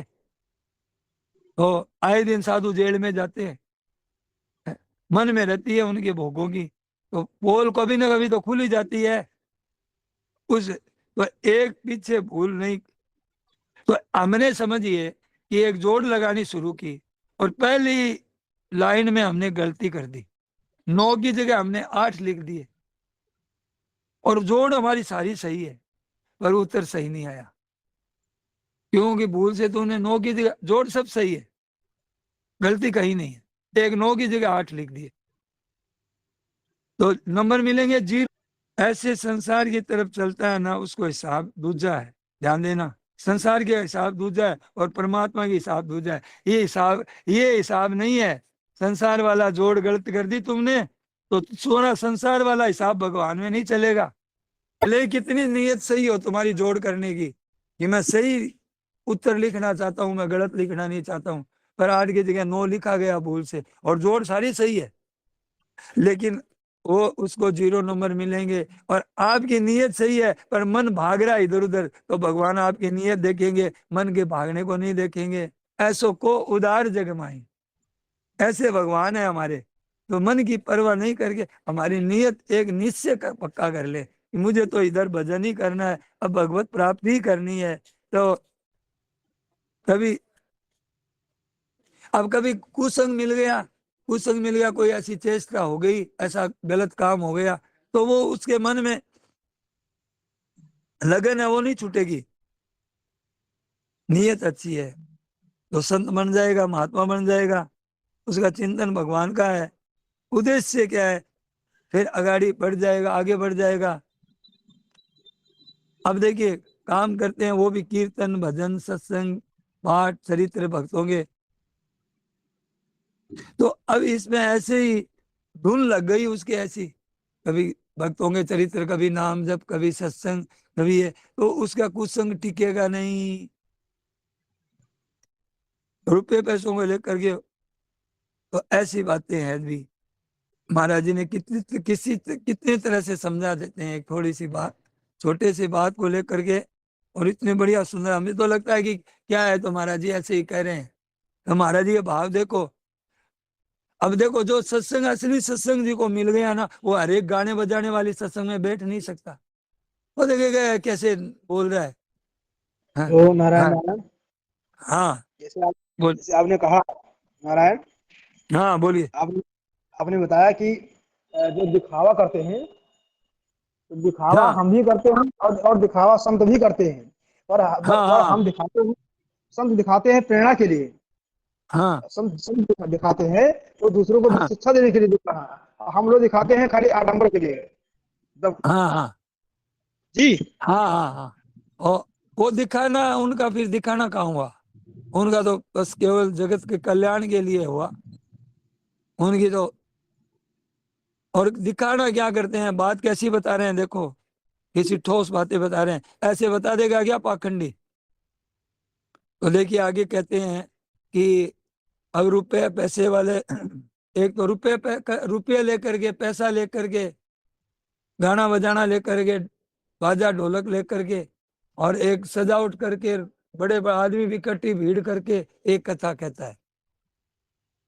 और एक का कथा कहने का कोई रुपया पैसा लेना की मान बढ़ाई नहीं है, तो दोनों में फर्क रहेगा। उसकी बात लगेगी और उसकी बात लगेगी नहीं, कितना ही कर लो। और खुद का ही जीवन नहीं है उसका, दूसरों का कैसे बना देगा? दिखाना है दूसरों को, फोटो खिंचाना है, वीडियो बनाना है, तो वो कैसे कर देगा? तो ऐसे भगवान के यहाँ भगवान की नीयत देखते हैं। रुपये पैसे आ जाए, भेष बदल दिया, रोटी मिल जाएगी, तो भगवान थोड़ी मिल जाएंगे। रोटी तो मिल जाएगी साधु भेष में, रोटी तो मिल जाएगी, पर साधु भेष में भगवान नहीं मिलेंगे। तो उसकी फायदा, और उसके फायदा ही फायदा है। सम्यक व्यवस्थित तो इससे उसने पक्का निश्चय कर लिया। साधु कहते हैं, भगवान कहते हैं मेरे कहने से साधु हो, कोई दुराचारी क्यों ना हो, पर अब कहते हैं कि नीयत अभी ठीक हो गई है इसकी। पाखंड भी हो है ना, और अब कहते नहीं मैं पाखंड नहीं करूंगा, मैं तो भगवान की तरफ चलना है मुझे, तो वो उसका भी नंबर आ जाएगा, तो वो जल्दी बन जाएगा, जल्दी नहीं लगेगी, लगन लग गई अब बस। अब देखिए, हाँ किसी का शिथिल प्रयत्न है, ढिलाई है, थोड़ा समय लगेगा, और अगर लगन तेजी की है तो देरी नहीं लगेगी। तो ऐसी बातें हैं भैया। तो ऐसे महाराज जी ने कहा कोई शंका है तो करो। तो महाराज जी से कहा कि महाराज जी सच्चे हृदय से हैं। महाराज जी ने कहा कि जो सच्चे हृदय से सत्संग भजन में लगे ना, उसकी बात न्यारी लगेगी। आप एक उद्देश्य बन करके एक उद्देश्य जानता ही नहीं। अच्छा, हम उद्देश्य तो नहीं जानते हैं, पर सत्संग भजन में लगे हुए, उद्देश्य क्या होता है हमें पता नहीं है। तो महाराज जी कहते हैं भाव, बाजार में भी भाव के अनुसार ही उतार चढ़ाव होता है। कि गेहूं का भाव बढ़ गया है, ऊंचा हो गया है, और गेहूं का भाव मंदा हो गया है, तो बाजार में भी भाव से भी पता चलता है, अरे ये तो भाव गिर गया है इसका, तो अब नहीं खरीदेंगे इसको, अभी तो भाव गिर गया। नहीं, भाव है जो को गिर गया तो ले लो, और भाव ऊंचा चढ़ गया तो अभी नहीं लेंगे। तो ऊंचा नीचा चढ़ता है, वो भाव होता है कि नहीं होता है?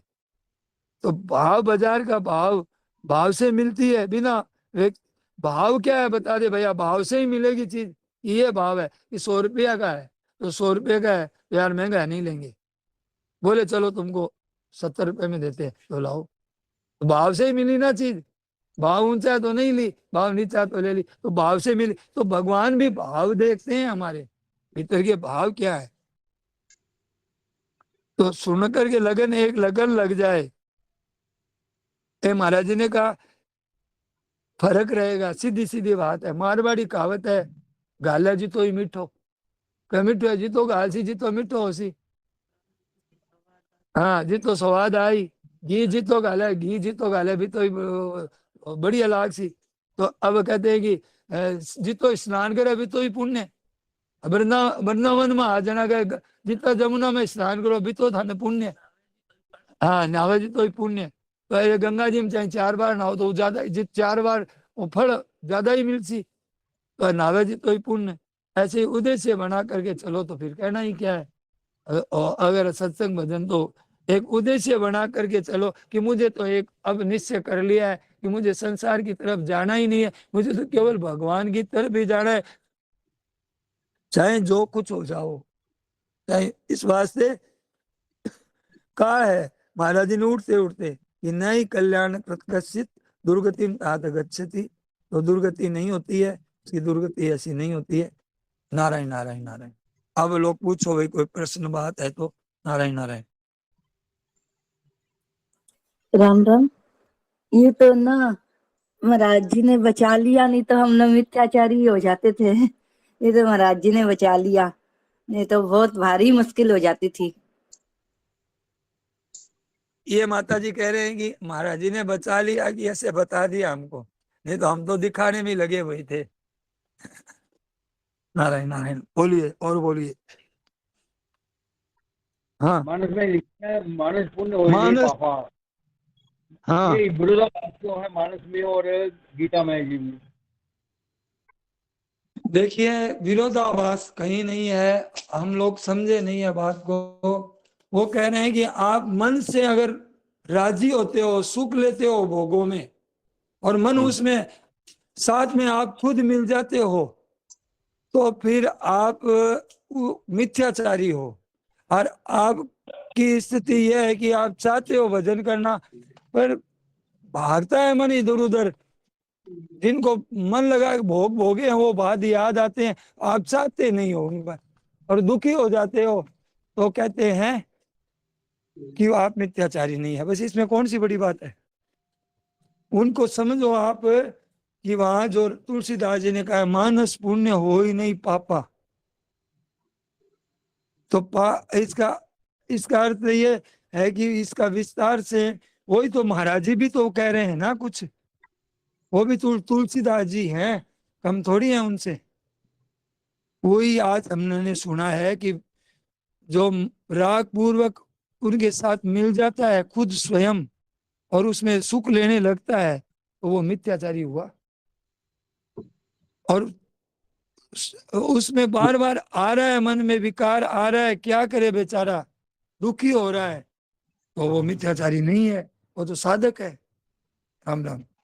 महाराज महाराज जी हाँ बोलिए। जी, गीता में लिखा है, जैसे कहा गया है कि पाप हमारे करते हैं पुण्य कर्म से अथवा भोग से। दो पाप करने के दो कारण है, पाप या तो पुण्य करेंगे या तो भोग करेंगे इसका, तो पाप कटेगा।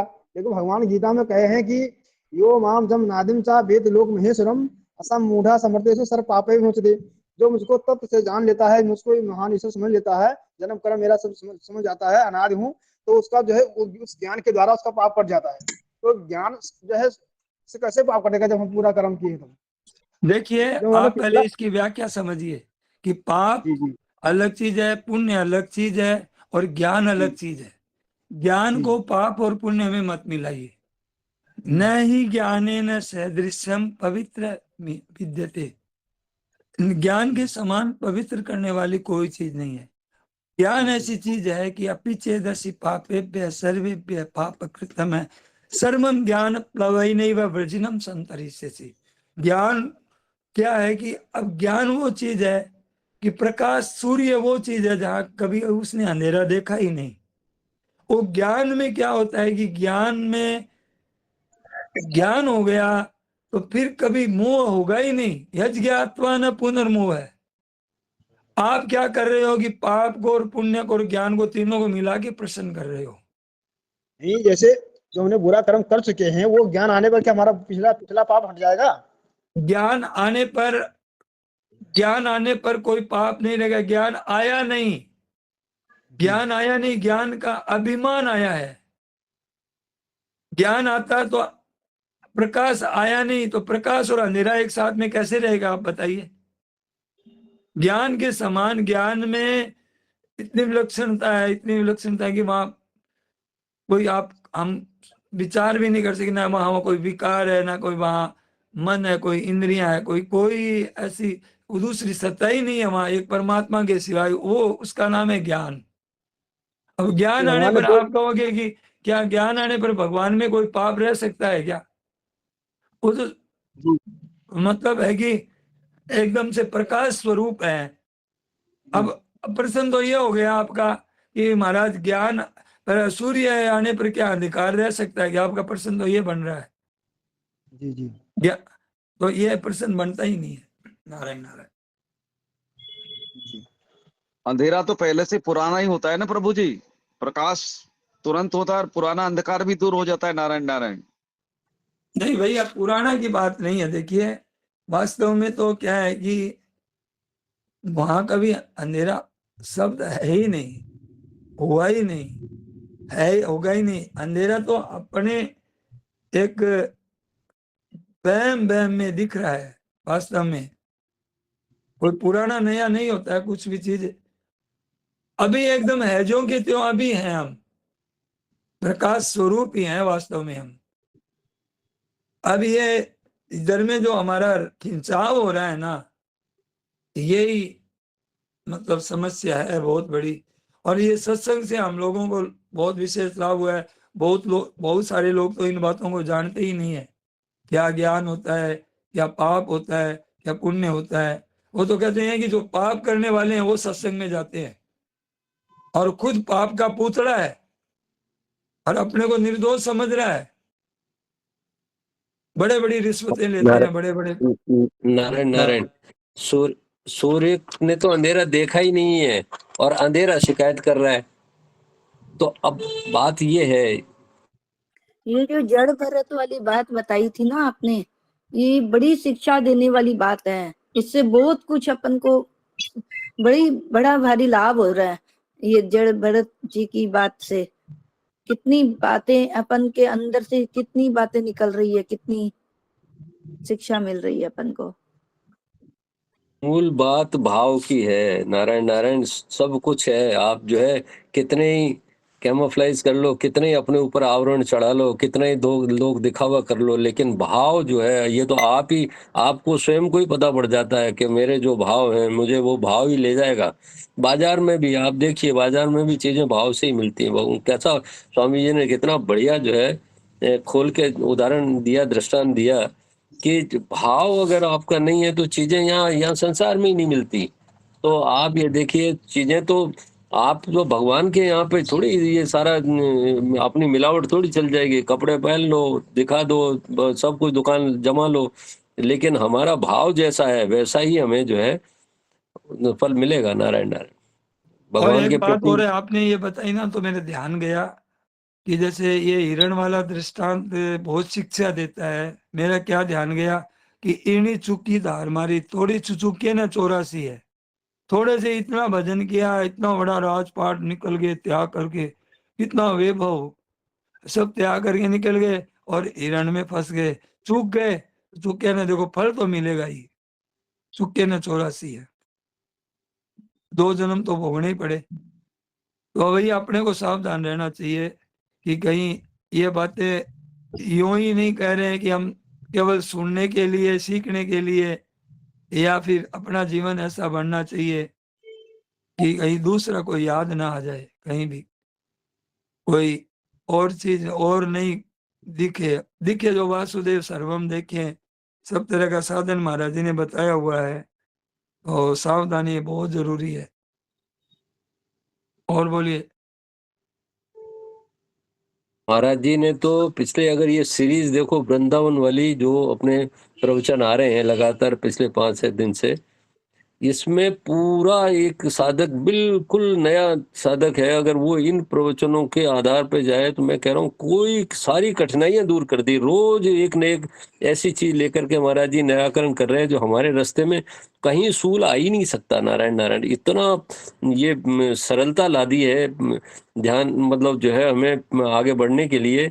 ये 5-6 प्रवचन इतने विलक्षण हमें लग रहे हैं कि जहां कठिनाइयां थी सब जगह उन्होंने बिल्कुल बुहार करके, जैसे सबरी ने भगवान के लिए रोज बुहारती थी, वैसे वैसे हमारे लिए जगह बना दी। नारायण नारायण, इतने बढ़िया प्रवचन।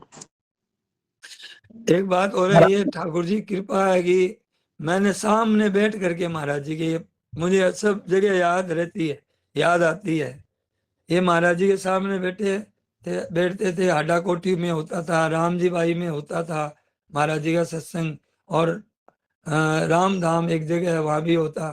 तो ये जगह हम लोगों को ठाकुर जी कृपा से खूब, महाराज जी 3 बार तो दर्शन करने जाते थे और हम पीछे पीछे भागते थे। तो भैया ये है कि पर लाभ नहीं लिया, जैसा वैसा क्या लाभ लिया ही नहीं।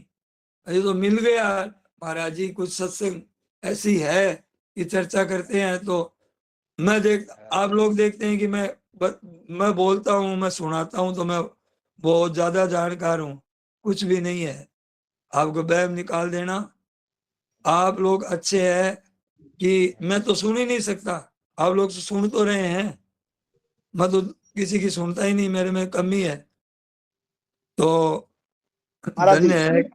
हाँ। राम राम। महाराज जी, आप जब बोलते हैं ना तो आपके अंदर से ऐसे लगता है जैसे महाराज जी हम लोगों को समझा रहे हैं, ऐसा हम लोगों का भाव बन जाता है अपने आप ही, और ऐसा फील होता है अंदर में, जैसे महाराज जी बैठ के समझाते थे ना, वैसे आप भी बैठ के समझा रहे हो। ये बात अंदर से पता आपके अंदर दिखती है, वो बात हम लोगों को, महाराज जी के दर्शन होते हैं आपके अंदर।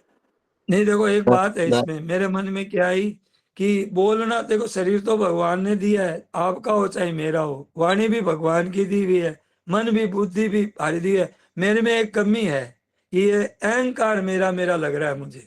बाकी चीजें तो सब भगवान की है। मैं बोल रहा हूँ तो भगवान की दी हुई वाणी से बोल रहा हूँ। हाथ है, बोल है, दिमाग है, सो है, लिखना है, सुनना है, दिया तो, पर अहंकार मेरा मेरा लग रहा है मुझे। तो नारायण वो नारायण आप लोग नारायण नारायण, मैं तो आपको अपनी बीती बताता हूँ। ये नारायण, आप जो कुछ भी बोलो, आप चाहे इसको अहंकार बोलो चाहे नहीं बोलो, लेकिन हमें तो लाभ मिल रहा है। और दूसरी बात यह है कि अगर अहंकार होता, अहंकारी आदमी को तो स्वीकारोक्ति होती ही नहीं है, उसे तो महसूस ही नहीं होता कि मुझे अहंकार हो रहा है। क्योंकि अगर अहंकारी आदमी को ये पता पड़ जाए कि ये मेरा अहंकार है, तो मेरे ख्याल से वो छोड़ देता है।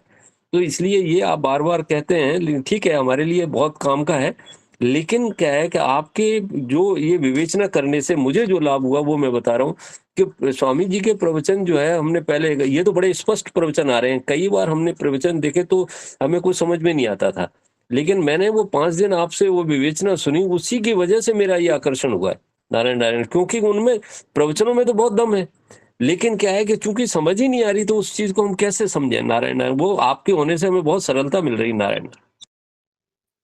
और अब की बार तो हम लोग इतना सत्संग किया महाराज जी का, और पता नहीं क्या लेके आए, लेकिन अब की बार जो हमने कुटिया में बैठ के आपसे हमें टिकने की जो विद्या सीखी ना, वो विद्या हम सच में साथ में लेके आए हैं। और घर वहां पे भी आपने टिकाया, और घर पे भी हम टिक रहे हैं। ये बात तो एकदम अंदर से भाव से निकल रही है हमसे। प्रणाम। तो मैं, जैसे हम लोग है ना वहां जो महाराज जी की कुटिया में जाके बैठे थे ना, तो कैलाश भाई जी ने वो बुक पढ़ के साधन सुधा वाली, और उसके ऊपर हम लोगों को ये बात बताई थी कि हम जो चेतन प्रकाश है ना, जो हम हैं चेतन प्रकाश, हम बस वो ही हम हैं। और ये जो हो रहा है ना संसार में, जैसे हमारे अंदर में क्या होता है कि हम हैं तो चेतन प्रकाश, और जब हमारे अंदर कोई खराब बात आ जाती है, वृत्ति कोई खराब आ जाती है कि मेरे अंदर क्रोध आ गया या मेरे अंदर लोभ आ गया, तो हम ऐसे समझते हैं मन में कि अरे हम तो साधक हैं, हमारे अंदर क्रोध क्यों आ गया, ऐसा नहीं आना चाहिए, ऐसा समझ के। और हम लोग फिर ऐसे सोचते कि हम लोग शायद पूरे साधक नहीं हैं, या हमारे में कोई कमी है, ऐसा समझ जाते हैं हम लोग उस चीज तब। तो ये चीज उन्होंने दूर कराई कि है ना, हम लोग चेतन प्रकाश है। अब कोई बात आ भी गई तो आई कहाँ, मन में आई या बुद्धि में आई, तो ये सब बुद्धि और मन तो संसार का ही है, हमारा तो है नहीं। तो संसार में ही तो आई, तो संसार में जो आता है वो टिकता थोड़ी है, संसार तो परिवर्तनशील है। ये तो निकल रही है, आई है तो जाएगी, हमारे तक तो पहुंची नहीं, हम तो वही के वही है। ऐसे है में टिक जाओ, और फिर जो आ रही आ गई, कोई चौकी अच्छी बात भी आ गई, चौकी बात भी आ गई कोई, कि ना हम बहुत बड़े धर्मात्मा हैं, हम तो सत्संगी हैं, आ गई तो आ गई, ये भी तो संसार में ही आई, ये भी तो मन में ही आई, और मन ही तो संसार का ही तो है, बुद्धि संसार की तो है। तो अच्छी बुरी कोई भी बात आई, ये आई तो संसार में, तो इसमें ये जानने वाला है संसार, तो इसमें फिर हम उस बात को क्यों पकड़े, हम तो है नहीं ना, हम तो चेतन प्रकाश है, हम तो संसार के है नहीं। तो ये निकल जाएगी फिर चाहे आई या नहीं आई, हमारे तो लगी नहीं, तो हम तो शुद्ध ही है। तो ऐसे है में टिकते टिकते क्या है, हम है में टिक जाएंगे, और ये हमारे अंदर फिर ये वृत्तियां एक आ रही है, फिर आनी भी बंद हो जाएगी, क्योंकि हम उसमें मिल नहीं रहे ना। तो सुनीता भाई, हाँ, अब वो गीता जी में तो बोला ना भाई, मन चंचल है, और हमारा तो बहुत ज्यादा ही है। सुबह मंगला आरती में बैठे हैं और मन कहीं और जा रहा है, दर्शन हो रहे हैं सामने भगवान की, आरती हो रही है, स्तुति हो रही है, हरे कृष्णा का कीर्तन हो रहा है, और ध्यान कहीं और जा रहा है। फिर पर मैं आप रास्ते तो में वही हो, आते सोचने लगी, हाँ आप वही हो हाँ ना, आप तो सामने ही हो भगवान के, आप तो वही हो। मन जा रहा है। क्या होता है जैसे छोटा मैं ऐसे अपनी बुद्धि के हिसाब से ही बता रही हूँ आपको कि जैसे छोटा बच्चा है, वो मेले में जाता है तो माँ एक जगह बैठ जाती है, तो बच्चा इधर उधर सारे घूमने के लिए तो माँ उसको खुला छोड़ देती है कि जा भाई जा। तो बच्चा घूम घुमा के वापस उसको कुछ समझ आता है, थोड़ी देर खेलता भी है, कहीं उसका मन लगता है, लास्ट में वो आ जाता है माँ के पास ही। घूम घुमा के माँ एक जगह बैठी है, उसको पता ही है माँ बैठी है, तो बच्चा खुला है तो घूम घुमा के आएगा माँ के पास ही। वैसे ही हम तो फिर हमारा आज मन की घूम घुमा के बात वापस आएगा परमात्मा। हाँ भाई राम फिर वो राम। बात दूसरा, तो संसार की के बात लोग भी थी। समय लगाने, राम राम, हाँ कह रही हूँ महाराज जी कहते हैं सारा समय भगवान में लगा दो तो वो समय काउंट होगा। संसार के लोग भी समय लगाने से मन थोड़ी देखते हैं। हम कुर्सी पे बैठे हैं, हमारा मन कहीं और है, बस वो बॉस काउंट करता है उस टाइम को और सैलरी देता है वर्कर को। तो भगवान तो बहुत बड़े बॉस है, वो नहीं देखेंगे कि हमने समय लगाया है। बस समय लगाना है, मन तो हमारे हाथ में नहीं है, और जो हमारे हाथ में है वो हम कर लें, है ना? ये ठीक हाँ, बोली ना जहाँ हम सीता जी समय मैं? लगाते हैं ना वहाँ मन अपने आप आ जाता है, इसको लाना नहीं पड़ता है, अपने आप आ जाता है फिर। तो फिर सुनीता जी जो आज का सत्संग है हम्म उसमें है कि भाई आज हम मन से तो भोगों को भोग रहे हैं, हम्म हमारा मन तो घूम रहा है इधर उधर और हम्म हम अपने आप को लेके बैठे हैं मंदिर में। तो वो कैसे दोनों बात का सेटिंग कैसे बैठेगा? मतलब हम जैसे आज इंजॉय कर रहे हैं। आप कि बोलिए सुनीता जी जो प्लीज। जो मुझे समझ में आता है, नारायण नारायण, मन जैसा बताइए। आपने बताया ठीक ठीक है, लेकिन क्या है कि हमें मन में उलझना नहीं है ना, तो हमें वो क्यों जा रहा है इसमें जाना है और क्यों आ रहा है, हमें उससे उदासीन होना है। मतलब आया गया वो उसकी प्रकृति है, वो एक जगह कहीं टिकता नहीं। जिसकी कोई प्रकृति नहीं है, जैसे हमने झूला झुलाया तो देखिए वो झूला आता है और वो बीच में भी जाता है और आगे भी जाता है और वापस पीछे जाके वहां आता है। तो उसी तरह की मन की स्थिति, लेकिन हमें उससे उसमें मतलब जैसे उलझ गए, जैसे ये बात आई ना कि भाई मन क्यों जा रहा है, यानी मन जा रहा है तो इसका मतलब ये है कि अब हमारा दूसरी जगह जहां हम है वहां से भी हम हट गए, मन के साथ चले गए। तो मन को क्या है, हमें जाना आने की ज्यादा चिंता नहीं करनी, हमें तो उसे रोकना भी नहीं है, और उसको जाने में भी हमें ये चिंता नहीं करनी क्यों जा रहा है। हम एक बार उसको मतलब उदासीन हो जाए, हम उससे लिप्त नहीं होकर के हम जिस मकसद में है, हाँ खैर हम पूजा तो कर ही रहे हैं, हम जो है जहाँ पे भजन कीर्तन हो रहा है वहां तो है ही, मतलब वहां अगर ऐसी बात आए तो हम ये जरूर देखें भाई बन गया गया। जैसे ही हमारा ये सोचना होता है, मन तुरंत हमारे साथ आ जाता है, ऐसा है। वो तो मन और को दूसरा ये फिर ध्यान आ नियति की जाता है, बात कह अरे हम तो रही कहीं और घूम रहे हैं, हूँ। फिर मन को वापस वहां पे लेके आते हैं कि भाई हम मंदिर में बैठे हैं, इतना सुंदर यहाँ पे कीर्तन हो रहा है, इतने सामने भगवान के दर्शन हो रहे हैं, फिर उसको बुला के मन को वापस ले आते हैं इधर में, फिर अपना भाई हमें हाँ मन को दर्शन नहीं कराना, हमें स्वयं को दर्शन करना है। बात ये जो है ना, मन में हम उलझ गए ना, इसका मतलब ये है मन जा रहा है तो हमने क्या सोचा कि मन क्यों जा रहा है, तो हमारा ध्यान क्या है, वहाँ पूजा पाठ से हटके वहां चला गया। तो कारण ये है, मन तो मन ही है, मन गया गया जाने दो। जैसे ही हम ये सोचते हैं, मन तुरंत ही अपने आप में ही लिप्त हो जाता है, स्वयं में लीन हो जाता है। नारायण और मुझे लगा आज के आज सत्संग में नियत की बात कह रहे थे कि नियत यदि हमारी लगाने की है, मतलब हम भोजन में नियत है हमारी कि हम स्वाद नहीं लेना चाह रहे, लेकिन आ रहा है स्वाद, तो उस स्वाद को हाँ ये काउंट नहीं करना, भगवान हमारी नियत देखेंगे। हाँ ये नारायण नारायण। नियत वाला बात मुझे अच्छा लगा था कि मेरे लिए ये सुटेबल है, कि नियत तो मेरी ये थी कि मैं मंगला आरती में जाके ध्यान से दर्शन करूं, कीर्तन में भाग लूं, सुबह उठ के जा रही हूँ कर रही हूँ, तो मेरी नियत तो वो है। लेकिन आज की बात है क्योंकि मैंने ना जो कोटेशन पढ़ लिया था पहले, जाने से पहले ही पढ़ लिया था, तो फिर मेरा ध्यान यही बार बार जा रहा था कि मैं क्या कर रही हूँ, यहाँ पे बैठी हूँ, ध्यान कहीं और चला जा रहा है, मन कहीं और चला जा रहा है। बस तो भगवान आपका ही वो नियत काउंट करेंगे, मन का कोई लेना देना नहीं है, नियत काउंट होती है। नारायण नारायण। एक लक्ष्य ध्येय इष्ट एक होके ना लगेंगे ना तो ये बहुत सरल हो जाएगी ये चीज। इष्ट एक होएगा और लक्ष्य एक होएगा कि भाई हमें तो परमात्मा की प्राप्ति करनी है, महाराज जी की ही वाणी सुननी है, और कहीं हमारा लक्ष्य नहीं है, ध्येय नहीं है। हमें तो गीता जी की वाणी सुननी है, साधक संजीवनी में क्या कहा है, बस इसी में अगर लगे रहेंगे ना तब तो ये बहुत इजीली सब चीज हो जाएगी। और इधर गए उधर गए, वो सुना, उसके पास गए वो गए, तो मन कभी स्थिर हो ही नहीं सकता। फिर तो इस ठीक है मामले उस में तो पूरे दोषी हैं अंबिका भाई, बहुत जगह जगह जाती हूँ, बहुत जगह जगह कुछ कुछ करती तो रहती बस हूँ। यही कमी है और कोई कमी नहीं है। मन बेचारा कुछ नहीं कर रहा लक्ष्मी बाई, कोई कुछ नहीं कर रहा। बस ये हमने एक ध्येय, आज महाराज जी ने कहा ना कि एक ध्येय नहीं बनाया। एक ध्येय बनाएंगे ना तो फिर भले ही मन कहीं भागेगा ना, तो हम दोषी नहीं है। क्यों? क्योंकि हमारे हमने एक लक्ष्य एक कर लिया, सम्यक व्यवस्थित हो इस है। एक लक्ष्य नहीं होएगा ना तब तक बताइए कैसे हमारा होगा। आज हमें आप गीता भवन आना है आपको, आपका लक्ष्य गीता भवन का नहीं हो के बीच बीच में बड़ी बड़ी होटलें मकान मंदिर आए, आप कहीं रुके तो आप गीता भवन पूरी जिंदगी भर कहीं भटकते रहिए, नहीं पहुंच पाएंगे। लेकिन एक लक्ष्य गीता भवन का होगा। लेकिन आपका मन भाग रहा है, अरे ये सुंदर मंदिर है, अरे ये सुंदर मकान है, आप देख रहे हैं लेकिन आप जा रहे हैं अपने एक लक्ष्य की तरफ है। तो आप भले ही मन कहीं भागा होगा आपका, लेकिन आप गीता भवन में पहुंच ही जाएंगे। गीता भवन और महाराज जी की वाणी, ये चीज को एक लक्ष्य नहीं किया, लेकिन भगवान को तो लक्ष्य किया हुआ है ना, कि हमको भगवान से जुड़े रहना है, उनके ही भजन में जाना है, उनके ही कीर्तन में जाना है, उनकी ही कथा सुननी है।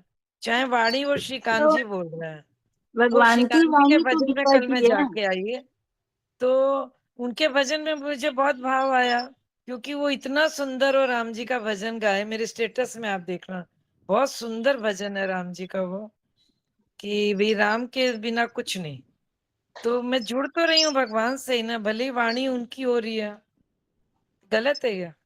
नहीं नहीं, वो नहीं। अगर आपको कहीं भगवान के भीतर अपने भाव आ रहे हैं तो हमें व्यक्ति विशेष की तरफ थोड़ी ना देखना है। ना, व्यक्ति विशेष में मेरा कोई इंटरेस्ट नहीं हाँ, है, लेकिन व्यक्ति विशेष भगवान की में तरफ नहीं इंटरेस्ट है, देखना भगवान से ही जुड़े रहना है। है। लेकिन अगर लेकिन वो, भाव, अगर हमारे प्रेम हो रहा है भगवान से, किसी की वाणी सुन के कोई भजन हमें हाँ अच्छा लग रहा है। हाँ एक एक लेकिन एक आपका इष्ट तो एक ही है ना, भले ही आप हाँ किसी का हाँ, उसी में उसको देखना एक है। ही है और हमारा ध्येय भी एक ही है। बस हाँ, भगवान भगवान भगवान, ठाकुर बस जी नारायण नारायण, भगवान ही वो एक इष्ट में ही अपने सबको उसी में देखना है, भगवान। तो मतलब दीदी उसको सब में। अगर एक लक्ष्य, अगर एक लक्ष्य या ध्येय एक होगा ना तो संत शास्त्र सब एक ही हो जाएंगे। क्यों? क्योंकि आज जो चीज हमें वो ध्येय हो गया ना, तो हम देखेंगे कि उस ध्येय की तरफ हम जाने के लिए हमारे सबसे विशेष सरल बातें हमें कहाँ से मिल रही है, तो हम उसी की तरफ हमारा ध्यान जाएगा, दूसरी तरफ हम जा ही नहीं सकते। और अगर हम दूसरी तरफ जा रहे हैं तो हमारा अभी वो ध्येय पूरा पक्का नहीं है, हमने सिर्फ मान लिया है, हमने बना लिया ऊपर ऊपर से, हमने वास्तव में हमने पकड़ा नहीं है वो ध्येय। और अगर हम ध्येय अंबिका पकड़ दीदी, लेंगे ना। आप हाँ, आप बहुत अच्छी बात बता रहे हो कि ना, एक जब हो रहा है ना, तो बाद में क्या होएगा कि शरीर की सुध बुध भी भूल जाएंगे, उस एक में ही टिक जाएंगे अपन। ये आपने बहुत अच्छे से बताया है। यही बात है। तो दीदी हमारा मन कैसे चला जाएगा बताइए? मन चला जाएगा तो हमारा वो ध्येय एक होएगा। तो संत की वाणी हमें जहाँ पे, अरे ऐसी चीज तो कहीं मिल ही नहीं सकती, भगवान से मिलना है हमें, तो फिर ये बात तो हमें कहीं नहीं मिल सकती, तो हम इनको छोड़ ही नहीं सकते, फुर्सत ही नहीं मिलेगी। वास्तविकता तो ये है कि हमें साधक संजीवनी से, महाराज जी की वाणी से, सत्संग से, इन सब चीजों से हमें फुर्सत मिले तो हम कहीं और सुने, कहीं और जाए। बात ये है मेन। तो ये इसमें बात ध्यान लग जाना चाहिए एकदम। नारायण नारायण, सभी को प्रणाम। समय हो गया आज ज्यादा। तो वो एक ऐसा ये भी है कि जिन्होंने नहीं सुना, जिन्होंने बहुत जनों को सुना है, तो यदि उनमें मतलब थोड़ी आकलन की शक्ति है, तो वो देखेंगे कि महाराज जी की बात ही सर्वोपरि है, तो लास्ट में इसी पर, क्योंकि ध्येय तो उनका भगवान ही है ना। हम किसी जगह भी जाएंगे तो जैसे हमें काजू की कतली मिल गई, तो अब हमें गुड़ मतलब और चीजें वो अच्छी नहीं लगेंगी, क्योंकि हमें सर्वश्रेष्ठ चीज मिल गई जिसको हम सर्वश्रेष्ठ समझते हैं। तो दो रास्ते हैं, मतलब या तो शुरू से ही हमने किसी को सुना ही नहीं, भाई हमें हमारा भगवान की दया से ऐसा माहौल था, और कईयों का है कि उनको महाराज जी थोड़ी देर में मिले, उन्होंने जगह जगह सुना, पर भगवान ही लक्ष्य होने से वो पहुंच जाएंगे ठेठ अपने उस पे कि हाँ भाई महाराज जी से बढ़ के कोई है ही नहीं। ये मतलब ठीक है उन्होंने पंडित जी, आत्म, आपने अच्छा बताया मुझे। मेरा तो यही है जो आपने मेरे बारे में बता दिया अभी अभी। जी बिल्कुल, मेरा भी यही है। मैंने, मम्मी चली गई थी मेरी, तो बहुत ज्यादा मतलब डिप्रेशन कह लो कुछ, इतने जनों को सुना, इतने जनों को सुना, तो आज यही लगता है कि वो सबके सभी महाराज जी के, मतलब कई लोग ऐसे हैं जो महाराज जी को ही बोलते हैं अपना नाम करके, पर वो मतलब बोलते महाराज जी का ही है, क्योंकि अंबिका आज भाई, की डेट में मेरे को ना पल्लवी जी, वो जो कल का भजन है, मुझे अभी याद नहीं आ रहा है, राम जी का भजन, जाते ही जैसे ही मैं वहां गई, बैठते ही वो वाला पहले भजन हुआ, और भजन होते समय मेरे इतने आंसू आने लग गए, और मेरे को ये मतलब मन में आया कि जो हम महाराज जी का सुबह सुन रहे थे, देखो वही भजन में आ गया। अभी मैं आप लोगों को भेजती हूँ वो भजन, अंबिका भाई मैं आपको भेजूंगी, आप बताना मुझे। तो मेरे को तुरंत वो बात याद आया कि अरे आज सुबह जो अपने लोग सत्संग में सुने थे, तो यही यहाँ पे है, तो जुड़े हुए वहां पे, लेकिन भाई जाते तो हैं बहुत जगह, नहीं बहुत नहीं जगह नहीं, ये जाते देखिए हैं। महाराज जी की याद आई ना, अब अपन कहीं भी चले जाएंगे तो महाराज जी की याद नहीं छूटेगी। नहीं, ये ये सुधार तो महाराज जी हुआ का है भाई, चमत्कार, अभी देखिए थोड़ा आप ये लोगों का महाराज जी का संग से चमत्कार और है। कैलाश जी के सत्संग का इतना प्रभाव तो पड़ा है कि याद आती है। बस यही विशेष बात है, देखिए कितनी बड़ी कृपा है अपने महाराज जी के ऊपर कि हम कहीं भी जाएंगे, अरे घर में भी कोई बात करेंगे ना तो फट से बात याद आएगी, अरे ये तो महाराज जी ने ये बात, महाराज जी की बात सुनी है, आती ये है भाई, बात है। दिन भर में कुछ भी इस तरह का होता है ना, तो बात बात मन में याद आती रहती है, और पूरा विपरीत वर्ग मतलब कार्य तो नहीं करते हैं अपने लोग, मतलब फिर उसमें याद आ जाती है। ठीक है वो अंबिका दी, राम ना राम राम राम। बड़ी प्रणाम। कृपा है हम लोगों के ऊपर, आप लोगों की। नारायण